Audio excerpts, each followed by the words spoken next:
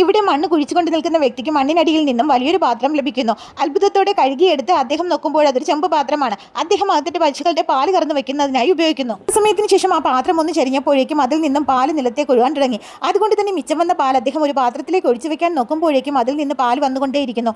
തുടർന്ന് അദ്ദേഹം തന്റെ കയ്യിലുണ്ടായിരുന്ന എല്ലാ പാത്രങ്ങളിലേക്കും പാല് പകർന്നുകൊണ്ടിരുന്നുവെങ്കിലും ഒരിക്കലും ആ പാത്രത്തിൽ നിന്ന് പാല് വരുന്നത് നിൽക്കുന്നേ ഉണ്ടായിരുന്നില്ല. അത്ഭുതം തോന്നി അദ്ദേഹം പെട്ടെന്ന് തന്നെ പാത്രം കമിഴ്ത്തി നോക്കി. അപ്പോഴാണ് ആ പാത്രത്തിലെ പാല് വരുന്ന പ്രക്രിയ അവസാനിച്ചത്. അധികം വൈകാതെ തന്നെ അയാളുടെ കുടിലിരുന്ന സ്ഥാനത്ത് കൊട്ടാരം ഉയർന്നു. ഇതോടുകൂടി നാട്ടുകാർക്ക് സംശയമായി. വിവരങ്ങൾ അറിഞ്ഞ 2 കള്ളന്മാർ ആ പാത്രം കൈക്കലാക്കി. എന്നാൽ അവരുടെ കയ്യിൽ നിന്നും അതൊരു നദിയിലേക്ക് വീണു. അത് ചെന്നെത്തപ്പെട്ടത് ഒരു വൃദ്ധയായ സ്ത്രീയുടെ കയ്യിലായിരുന്നു.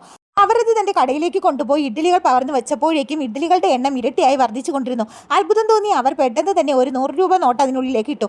അപ്പോഴേക്കും ആയിരക്കണക്കിന് 100 രൂപ നോട്ടുകൾ അതിലേക്ക് പൊങ്ങി വന്നു. എന്നാൽ ഒരേ സീരിയൽ നമ്പർ ആയിരുന്നത് കാരണം അവരെ പെട്ടെന്ന് തന്നെ പോലീസ് അറസ്റ്റ് ചെയ്തു. പാത്രത്തിന് എന്ത് സംഭവിച്ചു എന്നറിയാൻ നിങ്ങളുടെ അഭിപ്രായങ്ങൾ കമന്റ് ബോക്സിൽ അറിയിക്കുക.